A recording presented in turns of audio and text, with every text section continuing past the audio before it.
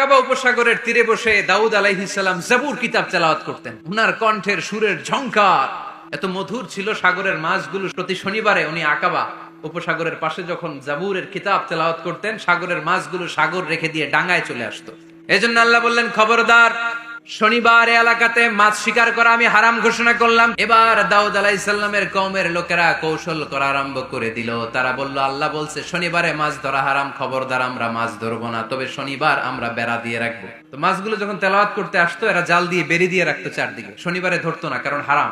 বেরি দিয়ে রাখতো, রবিবারে যে ধরতো। আল্লাহ কি এটা বুঝাইছে? আল্লাহ বুঝাইছে শনিবারে যত মাছগুলো এসেছে এগুলো ধরা যাবে না। এগুলো যখন আবার সাগরের প্রবাহে ভেসে চলে যাবে, তোমরা আবার নৌকা নিয়ে মাছ শিকার করতে পারবে। ঠিক কিনা?